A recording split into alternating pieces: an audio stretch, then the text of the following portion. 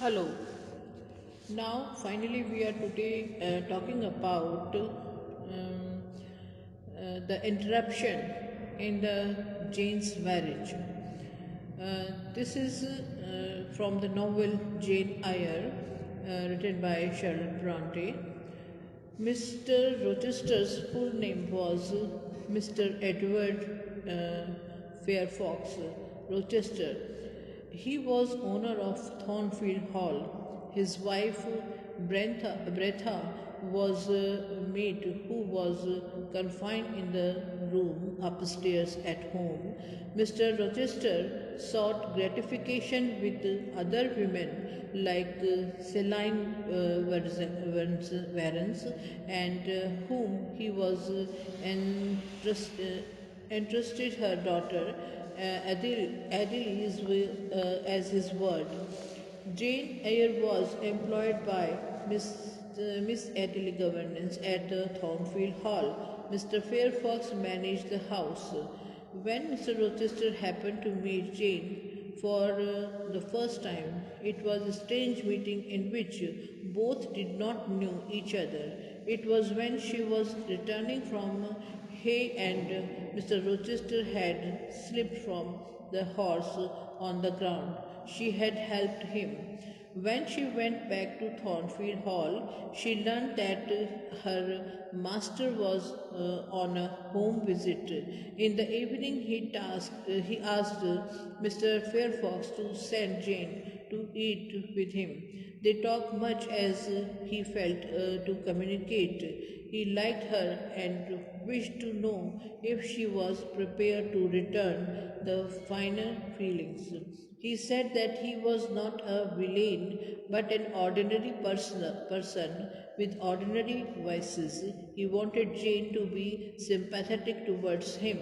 Mr. Rochester's word expressed before Jane were, I believed, it was an inspiration rather than a temptation. It was genial, very soothing. It is not devil. It has put on the robes of an angel or of light. Jane tried to dispel him by saying that she was not an angel. Mr. Rochester addressed her as such. I have received the pilgrim, disguised deity, as I verily believed. My heart was a sort of carnal. It was now be shrine.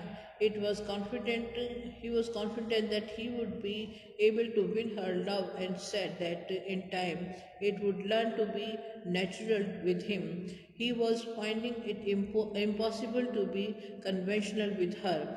He narrated the story of his entanglement with the Celine, to whom he had provided all facilities, but he found that she was not faithful to him. All those facilities were withdrawn.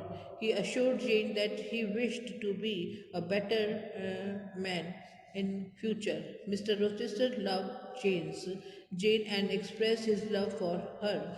She also responded favorably and said his presence in a room was more cheering than the brightest fire earlier she had uttered. The ease of his manner freed me from painful restraint. The friendly frankness as correct as cordial with which he treated me drew me to him. I felt at times as if he were my relation rather than my master. One night, when fire broke out of Mr. Rochester's room, Jane had saved him. Earlier, she had helped him when he had slipped from his horse. Such incidents grew a kind of intimacy between them. Later, it was rumored that Mr. Rochester was preparing to marry Miss Blanche Ingram. It touched Jane's heart as she had developed natural liking and love for her master, and she judged Miss Ingram unfit to become his master's wife. After some length of time, The master himself told Jane that he had dropped the idea based on the rumors of marrying Miss Ingram. He put a personal or proposal of his marriage before Jane herself. It was accepted. The marriage day was fixed. The preparations were made for it. On the wedding day, they both reached the church as a would-be couple. The program started. Unexpectedly, there was a meddling. A solicitor, Mr. Bridges, objected that the marriage was not to be performed, not to take place. He offered the reason with the document that Mr. Rochester already had a wife who was still alive. Mr.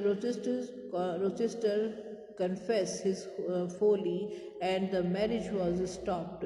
Its effect proved heartbreaking for Jane because she had not known the turn about the master's wife. All her dreams were shattered and all was over for her.